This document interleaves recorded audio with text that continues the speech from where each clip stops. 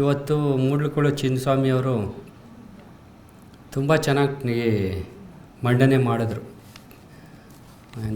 ಎಂಥದ್ದು ಕೀನೋಟ್ ಅಡ್ರೆಸ್ಸಲ್ಲಿ ಮಾತಾಡ್ತಾ ಪ್ರತಿಯೊಂದು ವಿಚಾರಗಳನ್ನು ಅವರು ತುಂಬ ವಿಸ್ತಾರವಾಗಿ 1 ಗಂಟೆ ಮತ್ತು ಒಂದು 40 ನಿಮಿಷಗಳ ಒಂದು ಅವಧಿಯಲ್ಲಿ ಎಲ್ಲ ಥರ ವಿಚಾರಗಳು ಡಾಕ್ಟರ್ ಅಂಬೇಡ್ಕರ್ ಅವರು ಹೇಗೆ ಏನು ಎತ್ತು ಅನ್ನೋ ಬಗ್ಗೆ ಮತ್ತು ಇತ್ತೀಚಿನ ಅಂಬೇಡ್ಕರ್ ಮತ್ತು ಇತ್ತೀಚಿನ ಭಾರತದ ಬಗ್ಗೆ ವಿಸ್ತೃತವಾಗಿ ಅವರು ಹೇಳಿದ್ರು. ಏನೆಲ್ಲ ಡೆವಲಪ್ಮೆಂಟ್ಸ್ ಆಗ್ತಾಯಿದೆ ಶ್ರೀಲಂಕಾ ಮತ್ತು ನೇಪಾಳಲ್ಲಿ ಜಂಜಿ ಡೆವಲಪ್ಮೆಂಟ್ಸ್ ಆದ ತಕ್ಷಣ ಏನೆಲ್ಲ ರೀಥಿಂಕಿಂಗ್ ಅನ್ನೋ ವಿಚಾರ ಬಂದಾಗ ಸಮಾಜದಲ್ಲಿ ಹೇಗೆಲ್ಲ ಥಿಂಕಿಂಗ್ ಆಗಿ ಜನ್ರೇಷನ್ ಹೇಗೆಲ್ಲ ಸಮಾಜನ ಸುಧಾರಣೆ ಮಾಡ್ಬೋದು ಅನ್ನೋ ಒಂದು ಒಳ್ಳೆಯ ಉದಾಹರಣೆ ಕೊಡ್ತಾರೆ. ಯಾಕಂದರೆ ಭಾರತನೂ ಸಹ ಒಂದು ಸದೃಢ ರಾಷ್ಟ್ರ. ಇಲ್ಲಿ ನಮಗೆ ಯುವಕರು ತುಂಬ ಒಂದು ರೇಷಿಯೋ ತೊಗೊಂಡಾಗ ಇರೋಂಥ ದೇಶ ನೀವೆಲ್ಲೂ ಕಾಣೋಕ್ಕೆ ಸಾಧ್ಯ ಇಲ್ಲ. ಯಾಕಂದರೆ ಈಗ ಜಪಾನ್ ತಗೊಳ್ಳಿ, ಬೇರೆ ಬೇರೆ ನಾರ್ತ್ ಕೊರಿಯಾ, ಸೌತ್ ಕೊರಿಯಾ ತೊಗೊಂಡ್ರೆ ವಯಸ್ಸಾಗಿರೋರೇ ಜಾಸ್ತಿ. ನೀವು ಅಲ್ಲಿ ವಯಸ್ಸಿನ ಸರಾಸರಿ ಆಯಸ್ಸು ಒಂದು 90ರಿಂದ 100-110 ವರ್ಷ. ಜಪಾನಲ್ಲಿ 120 ವರ್ಷ ಆದರೂ ಕೆಲಸ ಮಾಡ್ತಾರೆ. ಅಲ್ಲಿ ರಿಟೈರ್ಡ್ ಅನ್ನೋದೇ ಇಲ್ಲ. ಸಾಯೋ ತನಕನೂ ಅವರು ಕೆಲಸ ಮಾಡ್ಬೋದು ಆಫೀಸ್ಗಳಲ್ಲಿ. ಅವ್ರು ನಿನ್ನ ಮನೆಗೆ ಹೋಗುವಂಥ ಸಂಪ್ರದಾಯನೇ ಇಲ್ಲ. ಜಪಾನ್ ಆಗಲಿ, ಕೊರಿಯಾ ಆಗಲಿ, ಈವನ್ ಯುರೋಪ್ ಕಂಟ್ರಿಗಳ ಅಮೇರಿಕಾದಲ್ಲೂ ಸಹ ರಿಟೈರ್ಡ್ ಅನ್ನೋ ಇದೇ ಇಲ್ಲ. ಅವರಾಗಿದ್ದವರೇ 80 ವರ್ಷ ಆದರೂ ಒಬ್ಬ ಪ್ರೊಫೆಸರ್ ಬಂದು ಲ್ಯಾಬಲ್ಲಿ ಕೂತ್ಕೊಂಡು ಅವ್ನು ರಿಸರ್ಚ್ ಮಾಡ್ತಾನೆ. ಅವ್ನಿಗೆ ಆದಂಥ ಗೌರವ ಧನಗಳನ್ನ ಸಲ್ಲಿಕೆ ಆಗ್ತದೆ. ಅವ್ನಿಗೆಲ್ಲೂ ಮಾನಸಿಕವಾದಂಥ ಒಂದು ಶೋಷಣೆಗಳಾಗೋದಿಲ್ಲ. ಇದು ಈ ನಿಟ್ಟಿನಲ್ಲಿ ಹೇಳ್ತಾ ಹೋದರು. ಇವತ್ತು ನಾನು ಮಾತಾಡಬೇಕಾಗಿರೋದು ಅಂಬೇಡ್ಕರ್ ಅನ್ನೋರೇನೋ ಒಂದು ಸಮುದ್ರ ಇದ್ದ ಹಾಗೆ. ಅದು ಸಮುದ್ರದಲ್ಲಿ ಎಷ್ಟು ಬಗೆದಷ್ಟೂ ನೀರು ಖಾಲಿಯಾಗೋದಿಲ್ಲ. ಹಾಗೆ ಎಲ್ಲ ವಿಧವಾದಂತಹ ಒಂದು ಸಮಾಜದಲ್ಲಿ ಎಲ್ಲ ವಿಧವಾದಂತಹ ಒಂದು ವಿಷಯದಲ್ಲೂ ಅವ್ರದ್ದು ಒಂದು ಗುರುತರವಾದ ಒಂದು ಗುರುತನ್ನು ಬಿಟ್ಟೋಗಿದ್ದಾರೆ. ಯಾವುದಾದ್ರು ತಗೊಳ್ಳಿ, ಶಿಕ್ಷಣ ಆಗಲಿ, ಮತ್ತು ಆರ್ಥಿಕತೆಯ ಬಗ್ಗೆ ಆಗಲಿ, ಮತ್ತು ಅಗ್ರಿಕಲ್ಚರ್ ಬಗ್ಗೆ ಆಗಲಿ. ಮೊನ್ನೆ ನಾನು ಶಿವಕುಮಾರ್ ಜೊತೆ ಮಾತಾಡ್ತಾ ಇದ್ದೆ ನನ್ನ ಚೇಂಬರಲ್ಲಿ. ತುಂಬ ಪುಸ್ತಕಗಳು ಬಂದಿದೆ ಅಂಬೇಡ್ಕರ್ ಮತ್ತು ಬೇರೆ ಬೇರೆ ವಿಚಾರಗಳಲ್ಲಿ. ವಿಜ್ಞಾನದಲ್ಲಿ ಹೇಗಿದ್ದರು ಅಂತ ಹೇಳಿ ಎಲ್ಲೂ ಸಹ ಅವ್ರದ್ದು ಪುಸ್ತಕಗಳು ಬರಲಿಲ್ಲ. ಕಾರಣ ಏನು ಅಂತ ನನಗೆ ಗೊತ್ತಾಗಲಿಲ್ಲ ಶಿವಕುಮಾರ್ ಅವರು. ಅದಕ್ಕೋಸ್ಕರ ಒಂದು ಸಂಶೋಧನೆ ಮಾಡಿಸಿ ಯಾರ ಹತ್ರ, ಒಂದು ವಿದ್ಯಾರ್ಥಿ ಹತ್ರ, ನಿಮ್ಮ ಸೆಂಟ್ರಿಂದನೇ ಅದನ್ನು ನೀವು ಯಾಕೆ ಸಂಶೋಧನೆ ಬೇಕಂದರೆ ಒಳ್ಳೆ ಎಕನಾಮಿಸ್ಟ್ ಅಂತಾರೆ. ಮತ್ತು ಎಂಥದ್ದು ಆರ್ಥಿಕತೆ ಬಗ್ಗೆ ಜಾಸ್ತಿ ಒತ್ತು ಕೊಟ್ಟರು. ಮತ್ತು ಬೇರೆ ಬೇರೆ ಇದರಲ್ಲಿ ವಿಚಾರದಲ್ಲಿ ಅಂಬೇಡ್ಕರ್ನ ಒಂದು ಉದಾಹರಣೆಯಾಗಿ ಕೊಟ್ಟಂತಹ ನಿದರ್ಶನಗಳು ಎದ್ದು ಕಾಣ್ತದೆ.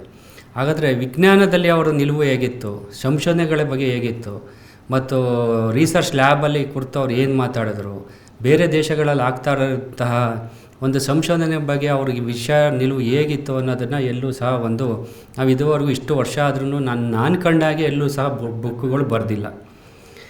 ಇವತ್ತು ಸಾಮಾಜಿಕ ಪರಿವರ್ತನೆಗಾಗಿ ಸೂಚಿಸಿದ ಪ್ರಮುಖ ಕ್ರಮಗಳು ಏನಂದರೆ ಅಸ್ಪೃಶ್ಯತೆಯನ್ನು ಕಾನೂನು ಅಡಿಯಲ್ಲಿ ಅಪರಾಧವೆಂದು ಘೋಷಿಸುವುದು, ಅಸ್ಪೃಶ್ಯರಿಗೆ ಬಾವಿಗಳು, ಕೆರೆಗಳು ಮತ್ತು ರಸ್ತೆಗಳು, ಶಾಲೆಗಳು, ದೇವಾಲಯಗಳು ಮತ್ತು ಸಾರ್ವಜನಿಕ ಸೌಲಭ್ಯಗಳ ನಿರ್ಬಂಧವಿಲ್ಲದೆ ಪ್ರವೇಶವನ್ನು ಕಲ್ಪಿಸುವುದು ಒಂದು ನಿಜವಾದಂತಹ ಒಂದು ಸಾಮಾಜಿಕ ಪರಿವರ್ತನೆ. ಯಾಕಂದರೆ ಇವತ್ತು ನಾವು ಮೇಕ್ ಇನ್ ಇಂಡಿಯಾ, ಡಿಜಿಟಲ್ ಯುಗ ಅಂತೆಲ್ಲ ಮಾತಾಡ್ತಾ ಇದ್ದೀವಿ. ಲಾಸ್ಟ್ 2-3 ಭಾಷಣದಲ್ಲಿ ಹೇಳಿದ್ದಾನೆ, 21ನೇ ಶತಮಾನದಲ್ಲಿ ಬಂದಿದ್ದೀವಿ, ಇವತ್ತು ಭಾರತ ವಿಶ್ವಗುರುವಾಗಂತಹ ಒಂದು ಸೂಚನೆ ಅಂತ ಹೇಳ್ತಾರೆ. ಆದರೆ ನಿಮಗೆ ಗೊತ್ತಿರಬೇಕು, ಒಂದು ವಿಚಾರಗಳನ್ನ ನಾವು ಮಣ್ಣೆ ಮಾಡಬೇಕಾದ್ರೆ ವಾಸ್ತವಿಕತೆನ ಬಿಟ್ಟು ಬೇರೆಲ್ಲ ವಿಚಾರಗಳನ್ನ ಮಾತಾಡ್ತೀವಿ ನಾವು. ಇವತ್ತು ಡಿಜಿಟಲ್ ಇಂಡಿಯಾ ಅಂತ ನಾವು ಒಪ್ಕೋಬೋದು, ಬಟ್ ಆದರೆ ಎಲ್ಲ ಪ್ರಜೆಗಳಿಗೂ ಡಿಜಿಟಲ್ ಇಂಡಿಯಾ ಆಗುವಂಥ ಸೌಭಾಗ್ಯಗಳು ಸಿಗ್ತಿದೆಯಾ? ಪ್ರತಿಶತ 60-70% ಎಲ್ಲ ಸ್ಲಮ್ಮಲ್ಲೇ ವಾಸ ಮಾಡ್ತಾ ಇದ್ದಾರೆ. ಇವತ್ತು ಎಲ್ಲ ಆಲ್ಮೋಸ್ಟ್ ಶಿಕ್ಷಣಗಳು ಅಷ್ಟೇ, ಸರ್ಕಾರಿ ಶಾಲೆಗಳು ಮುಚ್ಚುವಂಥ ವ್ಯವಸ್ಥೆಗಳಾಗಿದೆ. ಎಲ್ಲೂ ಸರ್ಕಾರಿ ಶಾಲೆಗಳಿಗೆ ಇವತ್ತು ಯಾರು ಮಕ್ಕಳುಗಳನ್ನ ಸೇರಿಸದೇ ಇರುವಂಥ ವ್ಯವಸ್ಥೆ ನಿರ್ಮಾಣ ಆಗ್ತಾಯಿದೆ. ಯಾಕಂದರೆ ನಾವೆಲ್ಲ ಸರ್ಕಾರಿ ಶಾಲೆಯಿಂದ ಓದು ಬಂದಂಥ ಮಕ್ಕಳುಗಳು.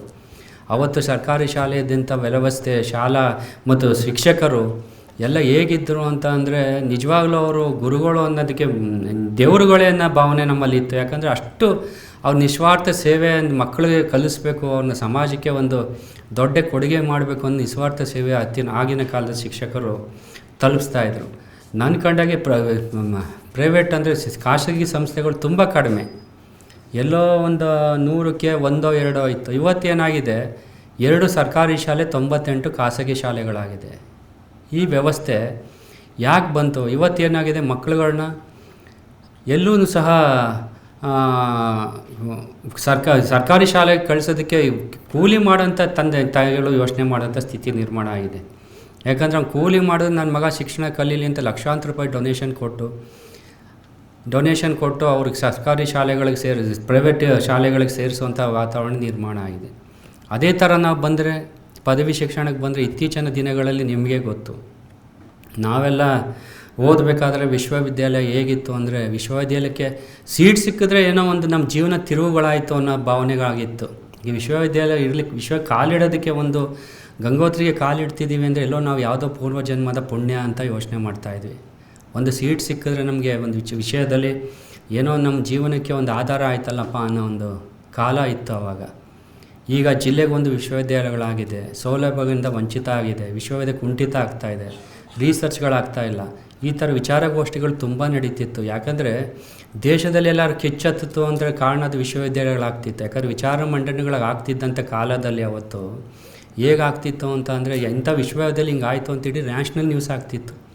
ಇವತ್ತಿನ ದಿನ ಏನಾಗಿದೆ, ವಿಶ್ವವಿದ್ಯಾಲಯದಲ್ಲಿ ಯಾವುದೇ ಸೌಲಭ್ಯವಿಲ್ಲದೆ ಕುಂಠಿತ ಆಗ್ತಾಯಿದೆ. ಈ ನಿಟ್ಟಿನಲ್ಲಿ ಸಾಮಾಜಿಕ ಪರಿವರ್ತನೆ ಮಾಡುವ ನಿಟ್ಟಿನಲ್ಲಿ ನಾವು ಮಾತಾಡುವಾಗ ಈ ಶಿಕ್ಷಣದ ಸಾಮಾಜಿಕ ಪರಿವರ್ತನೆ ಎಲ್ಲಿಗೆ ಹೋಗಿ ತಲುಪ್ತು? ನಾವು ಅಸ್ಪೃಶ್ಯತೆ ಬಗ್ಗೆ ಮಾತಾಡ್ತಿದ್ದೀವಿ, ಡಿಜಿಟಲ್ ಇಂಡಿಯಾ ಬಗ್ಗೆ ಮಾತಾಡ್ತಾ ಇದ್ದೀವಿ, ಇವೆಲ್ಲ ನಾವು ವಿಶ್ವಗುರು ಆಗ್ತಾಯಿದ್ದೀವಿ. ಇವತ್ತೊಂದು ದಿನ ಒಂದು ಜಾತಿ ಮನೆ ಕೊಡದೇ ಇರೋಂಥ ರೀತಿ ನಿರ್ಮಾಣ ಆಗಿದೆ. ನಿಮಗೆಲ್ಲ ಗೊತ್ತಿರಬೇಕು.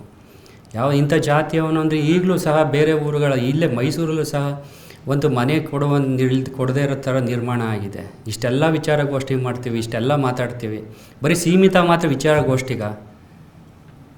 ಏನು ಸಾಮಾಜಿಕ ಪರಿವರ್ತನೆ ಆಗಬೇಕು ಶಿವಕುಮಾರ್? ಏನು ಸಾಮಾಜಿಕ ಪರಿವರ್ತನೆ ಆಗಬೇಕು? ಏನು ಪರಿವರ್ತನೆ ಆಗಬೇಕು? ಶಿಕ್ಷಣ ನೀವು ವಂಚಿತ ಮಾಡಿ ಮಕ್ಕಳಿಗೆ, ಮತ್ತು ಯಾವುದೇ ಥರ ಅಸ್ಪೃಶ್ಯತೆ ತೊಲಗದೇನೆ, ಮತ್ತು ಸಾಮಾಜಿಕ ಪರಿವರ್ತನೆ ಅಂತ ಏನೆಲ್ಲ ಮಾಡ್ತಾ ಹೋಗ್ತೀರಿ? ಯಾವಾಗ ಶಿಕ್ಷಣದಿಂದ ನೀವು ವಂಚಿತ ಮಾಡಿ ಮಕ್ಕಳಿಗೆ ಖಾಸಗಿ ಶಾಲೆ, ಖಾಸಗಿ ವಿಶ್ವವಿದ್ಯಾಲಯ ಅಂತ ನೀವು ಯಾವಾಗ ಸೇರಿಸ್ತೀರಿ, ಅವಾಗ ಸಾಮಾಜಿಕ ನ್ಯಾಯ ಎಲ್ಲಿ ಸಿಗ್ತದೆ ಅಲ್ವಾ?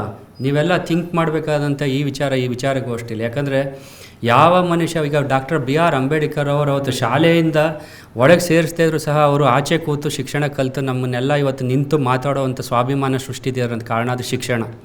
ಅವರು ತಲೆ ಎತ್ತಿ ನಿಂತಂಥ ಕಾರಣ ಯಾವುದು? ಶಿಕ್ಷಣ. ಸಂವಿಧಾನ ಬರೆಯೋ ಕಾರಣ ಯಾವುದು? ಶಿಕ್ಷಣ.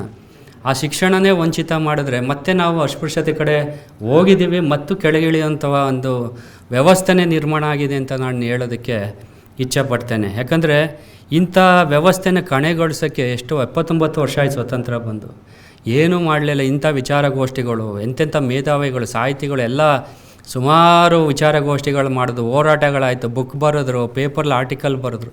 ಏನೆಲ್ಲ ಸುಧಾರಣೆ ಆಗಿದೆ? ಏನೇ ಸುಧಾರಣೆ ಇದೆ ಅರ್ಸೋರೆ ಅಲ್ವಾ? ಇಷ್ಟೆಲ್ಲ ಸುಧಾರಣೆ ಆಗದೇವ್ರು ಸಹ ಬರೀ ಬಾಯಿ ಮಾತಿಗೆ ಮತ್ತು ಒಳ್ಳೆ ಭಾಷಣ ಮಾಡೋರಿಗೆ ಇಲ್ಲಿ ಒಳ್ಳೆ ಮರ್ಯಾದೆ ಸಿಗುವಂಥದ್ದು, ಒಳ್ಳೆ ಕೆಲಸ ಮಾಡೋರಿಗೆ ಮರ್ಯಾದೆ ಸಿಗಲ್ಲ. ಈ ವಿಚಾರ ಯಾಕೆ ಮಾತಾಡ್ತಿದ್ದೀನಿ ಅಂತ ಹೇಳಿದ್ರೆ, ಸಾಮಾಜಿಕ ಪರಿವರ್ತನೆ ಆದರೂ ಸಹ ಏನು ಸಾಮಾಜಿಕ ಪರಿವರ್ತನೆ ಆಗಿದೆ 79 ವರ್ಷ ಅಂತ ನನಗೆ ಅರ್ಥ ಆಗಲಿಲ್ಲ. ವ್ಯವಸ್ಥೆಯಲ್ಲಿ ಬಡವನಾಗಿ ಉಳಿದಿದ್ದಾನೆ. ಮತ್ತು ಮೂಡ್ಲುಕೂಡು ಚಿನ್ನಸ್ವಾಮಿಯವರು ಒಂದು ಹೇಳಿದ್ರು, ಕುಟುಂಬ ರಾಜಕಾರಣ ಇದು ಒಳ್ಳೆಯದಲ್ಲ, ಗುಲಾಮಗಿರಿಗೆ ಒಂದು ನಿದರ್ಶನ, ಉದಾಹರಣೆ ಅಂತ. ಯಾಕಂದರೆ ಯಾವಾಗ ಕುಟುಂಬ ರಾಜಕಾರಣದ ಕಡೆ ನಾವು ಅತಿ ಹೆಚ್ಚು ಒಲವು ತೋರಿಸ್ತೇವೆ, ತಾತ, ಮಗ, ಮೊಮ್ಮಗ, ಇನ್ನೂ ಹೊಟ್ಟೆಲಿರೋ ಮಗು, ನಾವು ಆ ಕುಟುಂಬಕ್ಕೆ ನಾವು ಜೈಕಾರ ಆಗ್ತಾ ಹೋದಾಗ ಮತ್ತೆ ರಾಜ ಸಂಸ್ಕೃತಿಗೆ ನಾವು ಹೋಗ್ತಾ ಇದ್ದೀವಿ ಅಂತ ಅನಿಸುತ್ತೆ. ಯಾವ ನಮ್ಮ ದೇಶದ ಪ್ರಜೆಗಳಾಗಲಿ ಅಥವಾ ನಾಗರಿಕರಾಗಲಿ ಇದ್ರ ಬಗ್ಗೆ ಥಿಂಕ್ ಮಾಡ್ತಾ ಇಲ್ಲ. ನಿಜವಾಗ್ಲೂ ಗುಲಾಮಗಿರಿ ವ್ಯವಸ್ಥೆಯೂ ಸಹ ಸಾಮಾಜಿಕ ಪರಿವರ್ತನೆಯಲ್ಲಿ ಒಂದು ದೊಡ್ಡ ತೊಡಕು ಅಂತ ಹೇಳ್ಬೋದು. ಅದು ಸಹ ಒಂದು ಪರಿವರ್ತನೆ ಆಗಬೇಕಾಗ್ತದೆ. ಯಾಕಂದರೆ ಒಳ್ಳೆ ವ್ಯಕ್ತಿ ಸಮಾಜಕ್ಕೆ ಬಂದರೆ, ಕೊಡುಗೆಯಾಗಿ ಬಂದರೆ ಒಂದು ಸಮಾಜನೇ ನಿರ್ಮಾಣ ಮತ್ತು ಪರಿವರ್ತನೆ ಮಾಡ್ಬೋದು. ಯಾಕಂದರೆ ಒಂದೇ ಕುಟುಂಬದಿಂದ ಬಂದರೆ, ಕುಟುಂಬ ರಾಜಕಾರಣ ವ್ಯವಸ್ಥೆ 40-50 ವರ್ಷ ಒಂದೇ ಕುಟುಂಬ ರಾಜಕಾರಣ ಮಾಡಿದ್ರೆ, ಬೇರೆಯವರು ಪೇಪರು ಬಂಟಿಂಗ್ಸ್ ಕಟ್ಕೊಂಡು ಕಾರ್ಯಕರ್ತರಾಗಿ ಅವ್ರ ಮಗನೂ ಕಾರ್ಯಕರ್ತ ಸಹಾಯಂತ ನಿರ್ಮಾಣ. ನಮ್ಮ ಪ್ರಜಾಪ್ರಭುತ್ವ ಇಷ್ಟು ಒಳ್ಳೆ ವ್ಯವಸ್ಥೆ, ಸಂವಿಧಾನ ಕೊಟ್ಟಿದ್ರು, ಮತ್ತು ಆ ಸಂವಿಧಾನ ಉಪಯೋಗಿಸ್ಕೊಂಡೇ ಕುಟುಂಬ ರಾಜಕಾರಣ ಮಾಡೋದು ನಿಜವಾದ ಒಂದು ಬೇಸರ ಸಂಗತಿ ಅಂತ ಹೇಳ್ಬೋದು. ಮತ್ತು ಇಷ್ಟೆಲ್ಲ ನೀವು ಬೆಳಗ್ಗೆಯಿಂದ ಕೇಳಿದ್ದೀರಿ, ಮತ್ತೆ ನಾನು ಒತ್ತು ಕೊಟ್ಟು ಮಾತಾಡೋದಿಲ್ಲ. ಬೇರೆ ವ್ಯಕ್ತಿಗಳು, ಏಕಸ್ವಾಮ್ಯವನ್ನು ಹೊಂದಿರುವಂಥ ವ್ಯಕ್ತಿಗಳು ಎಲ್ಲ ವರ್ಣಗಳ ಜನರಿಗೆ ಧಾರ್ಮಿಕ ಸೇವೆಗಳು ಅವಕಾಶ ನೀಡಬೇಕು. ಎಲ್ಲ ಅವಕಾಶಗಳು ಒಬ್ಬ ವ್ಯಕ್ತಿಗೆ, ಸಾಮಾನ್ಯ ವ್ಯಕ್ತಿಗಂತೂ ಸಿಗುವಂತೆ ಮಾಡಬೇಕು.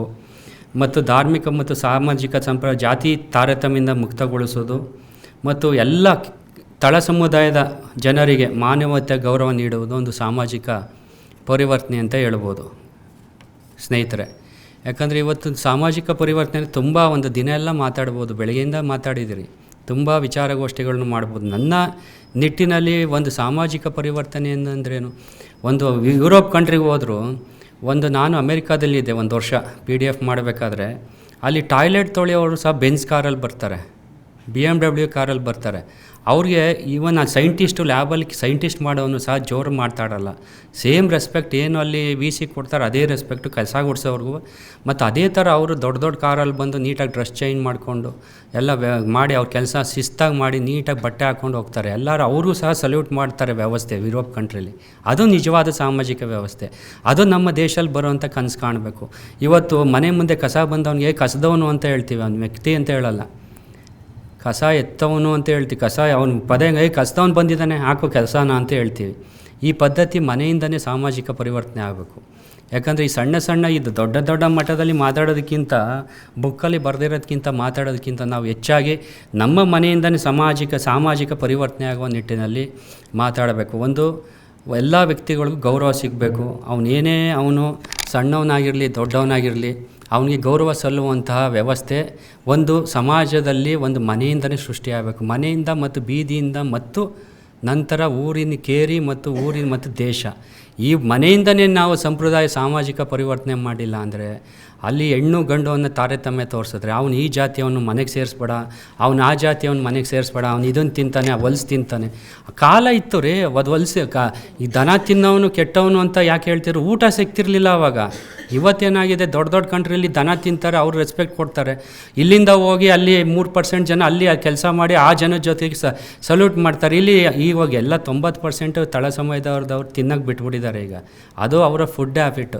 ಅವ್ನು ಹಂಗಿದ್ದಾನೆ ಅಂತೇಳಿ ಅವನನ್ನು ಆಹಾರದಿಂದನೇ ಸಾಮಾಜಿಕವಾಗಿ ದೂರ ಇಡೋದು ಮತ್ತು ಅವನ ಆಗುವವುಗಳನ್ನ, ಅವನ ಸ್ಥಿತಿಗತಿಗಳನ್ನ ಬೇರೆ ಥರ ನೋಡೋದಿದೆಯಲ್ಲ, ಇದೇ ಆದರೆ ಸಾಮಾಜಿಕ ಪರಿವರ್ತನೆ ಎಲ್ಲಿಂದ ಸಿಗ್ತದೆ ಸ್ವಾಮಿ?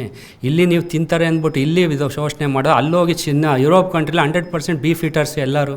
ಅಲ್ಲಿ ಜನದ ಜೊತೆ ನೀವು ರೆಸ್ಪೆಕ್ಟ್ ಕೊಟ್ಕೊಂಡು ಡಿಗ್ನಿಫೈ ಆಗಿ ಬದುಕ್ತಿರಲ್ಲ, ಇದು ಯಾವ ಸಾಮಾಜಿಕ ಪರಿವರ್ತನೆ ಅಲ್ವಾ? ನಾವು ಹೇಳೋದು ಮಟ್ಟಕ್ಕೆ ನಾವೇನಂದರೆ, ಇವತ್ತಿನ ಬೆಳಗ್ಗೆ ಅವ್ರು ಹೇಳ್ತಾ ಹೋದರು. ಈಗ ಏನಂದರೆ, ಒಂದು ದೇವಸ್ಥಾನದಲ್ಲಿ ಗದಗ ಹತ್ರ ಹನುಮಂತನ ದೇವಸ್ಥಾನಕ್ಕೆ ಒಂದು ಸಣ್ಣ ಮಗು, ದಲಿತ ಮಗು ಹೋಗಿ ಜಗಲಿ ಮೇಲೆ ಕೂತ್ಕೊಳ್ತಂತೆ. ಆ ಮಗುಗೆ 8-10 ವರ್ಷದ ಮಗುಗೆ ಕಂಬದಲ್ಲಿ ಕಟ್ಟಿ ಹಾಕಿ ಹೊಡೆದಿದ್ದಾನೆ. ದೇವ್ರು ಹೇಳಿದಾನ, ನೀನು ದಲಿತ, ನೀನು ಇದು ಬರಬೇಡ ಅದು ಬರಬೇಡ ಅಂತ. ಸಾಮಾಜಿಕ ಪರಿವರ್ತನೆ ಎಲ್ಲ ಆಗಬೇಕು ಅಂತ ಅಂದರೆ ಫಸ್ಟು ಶಿಕ್ಷಣನೇ ಎಲ್ಲದಕ್ಕೂ ಸಾಮಾಜಿಕ ಪರಿವರ್ತನೆಗೆ ಕಾರಣ. ಈ ದೇವರಿಲ್ಲ ಅಂದರೆ ಇನ್ನೊಂದು ದೇವಸ್ಥಾನಕ್ಕೆ ಹೋಗ್ಬೋದು. ಮತ್ತು ಅಟಕ್ಕೆ ಬಿಡೋದು, ಇದೇ ದೇವ್ರು ಬೇಕು ನನಗೆ, ಅದೇ ದೇವ್ರು ಬೇಕು ಅಂತ ಅಟಕ್ಕೆ ಬೆಳೋದ್ರಲ್ಲೂ ಅರ್ಥ ಇಲ್ಲ. ಈ ದೇಶದಲ್ಲಿ ಎಷ್ಟೇ 21ನೇ ಶತಮಾನದಲ್ಲಿ ನಾವು ಡಿಜಿಟಲ್ ವಿಶ್ವಗುರು ಅಂತ ಹೇಳಿದ್ರೆ ಅದು ನಾನು ಒಪ್ಪೋಕ್ಕೆ ಸಾಧ್ಯ ಇಲ್ಲ ಅಂತ ನಾನು ಈ ನಿಟ್ಟಿನಲ್ಲಿ ಹೇಳ್ತೇನೆ. ಯಾಕಂದರೆ ಸಾಮಾಜಿಕ ಪರಿವರ್ತನೆಯಾಗಿ ನಮ್ಮ ಸಮುದಾಯ ಸೇರಿರುವಂತಹ ವ್ಯಕ್ತಿಗಳಿಗೆ ಗೌರವ ಕೊಡದೆ ತೋರ್ಪಡೆಗೆ ಅಂತ ಎಲ್ಲೋ ನಾವು ತೋರಿಸ್ಕೊಂಡು ದೊಡ್ಡ ವ್ಯಕ್ತಿಗಳಾಗಿ ಮೆರೆಯೋದ್ರಲ್ಲಿ ಅರ್ಥ ಇಲ್ಲ. ಯಾಕಂದರೆ ಫೌಂಡೇಶನ್ನೇ ಸರಿ ಇಲ್ಲದೆ ಮನೆ ಕಟ್ಟೋದು ಯಾವ ಅರ್ಥ ಅಂತ ನಾನು ಈ ನಿಟ್ಟಿನಲ್ಲಿ ಹೇಳಬೇಕಾಗ್ತದೆ. ಆದ್ದರಿಂದ ಬೆಳಗ್ಗೆಯಿಂದ ತಾವು ಕೇಳಿದಿರಿ, ಜಾಸ್ತಿ ನಾನು ಮುಂದುವರ್ಸೋದಿಲ್ಲ. ನಾನು ಎರಡೆರಡು ಮಾತನ್ನು ಹೇಳಿ ಮುಗಿಸ್ತೇನೆ. ಆದಷ್ಟು ಎಲ್ಲ ಮಕ್ಕಳಿಗೂ ಸಮುದಾಯದಲ್ಲಿ ಅಥವಾ ಬೇರೆ ಯಾವುದೇ ಸಮುದಾಯದಲ್ಲಿ, ತಳ ಸಮುದಾಯದಲ್ಲಿ ಬಡ ಮಕ್ಕಳಿಗೆ ಶಿಕ್ಷಣದ ಕಡೆಗೆ ಒತ್ತು ಕೊಡುವತ್ತಕ್ಕೆ ನಾವು ಪ್ರಜ್ಞಾವಂತರಾಗಿ ಒಂದು ಸಣ್ಣ ಅಳಿಲು ಸೇವೆ ಸಹ ಮಾಡಬೇಕಾಗ್ತದೆ. ಅವ್ರಿಗೆ ಏನೋ ಗೊತ್ತಾಗದೆ ಅಡ್ಮಿಷನ್ ಕೊಡಿಸೋದು, ಸಣ್ಣ ಫೀಸ್ ಕಟ್ಟೋದು, ಬುಕ್ಕು ಕೊಡೋದು ಮತ್ತು ಬೇರೆ ಥರ ಅವ್ರಿಗೆ ಸಹಾಯ ಮಾಡೋದು, ಏನೋ ಒಂದು ಮಾಡಿದಾಗ ಅದು ದೇವಸ್ಥಾನಕ್ಕೆ ಹೋಗಿ ಚಿನ್ನದ ಕಡಗ ಎಲ್ಲ ಮಾಡಿಸ್ಕೊಡೋದಕ್ಕಿಂತ ಅದು ನಿಜವಾಗ್ಲೂ ಇಂಥ ಸೇವೆ ಮಾಡೋದು ದೇವರು ಸಹ ಮೆಚ್ತಾನೆ ಅಂತ ಹೇಳ್ಬೋದು. ಇದು ನಿಜವಾದ ಪರಿವರ್ತನೆ ಮತ್ತು ಸಾಮಾಜಿಕ ಪರಿವರ್ತನೆ. ಇಷ್ಟನ್ನು ಹೇಳಿ ಬಾಬಾ ಸಾಹೇಬ್ರ ಥಿಂಕಿಂಗ್ ಇಷ್ಟು ವರ್ಷ ಆದಮೇಲೂ ಸಹ ಎಲ್ಲೂ ಸರಿಗೆ ತಲುಪೋಕ್ಕಾಗಲಿಲ್ಲ. ಇವತ್ತು ಬಾಬಾ ಸಾಹೇಬ್ರ ಅಂಬೇಡ್ಕರ್ ಅಂತೂ ಜಾತಿಗೆ ಸೀಮಿತ ಅಂತ ಇವತ್ತೂ ಅದೇ. ಯಾರೂ ಸಹ ಒಪ್ಕೊಳ್ಳೋದಕ್ಕೆ ಒಂದು ಫೋಟೋ ಇಟ್ಕೊಳ್ಳೋದಕ್ಕೆ ಸಹ ಅಸಹ್ಯ ಪಡುವಂಥ ವ್ಯವಸ್ಥೆ ಇವತ್ತು ಸಹ ಇದೆ.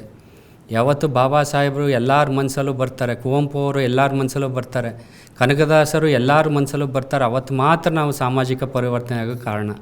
ಅದು ಮನೆಯಿಂದನೇ ಹೇಳ್ಕೊಡ್ಬೇಕಾಗ್ತದೆ. ಬಾಬಾ ಸಾಹೇಬರು ಒಳ್ಳೆ ವಿದ್ಯಾವಂತರಾಗಿದ್ದರು, ಅವ್ರು ಈ ಥರ ವರ್ಲ್ಡ್ ಗಿನ್ನಿಸ್ ರೆಕಾರ್ಡ್ ಮಾಡಿದ್ದಾರೆ, ಇಷ್ಟು ವಿದ್ಯೆ ಕಲ್ತಿದ್ದರು, ಇಷ್ಟೆಲ್ಲ ಸಾಧನೆ ಮಾಡಿದ್ದಾರೆ ಅಂತ ಮನೆಯಿಂದನೇ ಅವ್ರಿಗೆ ನಾವು ಮಕ್ಳುಗಳಿಗೆ ಹೇಳಿದಾಗ ಗೌರವ ಸಲ್ಲಕ್ಕೆ ಶುರು ಆಗ್ತದೆ. ಮತ್ತು ಕುವೆಂಪು ಅವ್ರ ಬಗ್ಗೆ ಹೇಳ್ಬೇಕಾಗತ್ತೆ, ಬಸವಣ್ಣನ ಬಗ್ಗೆ ಬುದ್ಧನ ಬಗ್ಗೆ ಹೇಳ್ಬೇಕಾಗ್ತದೆ. ಇದನ್ನು ನಾವು ನಮ್ಮ ಮನೆಯಿಂದನೇ ನಾವು ಮಾಡಿದ್ರೆ ಮಾತ್ರ ಸಾಮಾಜಿಕ ಪರಿವರ್ತನೆ ಕಾರಣ. ಮತ್ತು ಶಿಕ್ಷಣವೇ ಕ್ರಾಂತಿ, ಹೋರಾಟವೇ ಗೆಲುವು ಅಂತೇಳಿ ನಾನು 2 ಮಾತು ಮುಗಿಸ್ತೇನೆ. ಜೈ ಹಿಂದ್, ಜೈ ಕರ್ನಾಟಕ.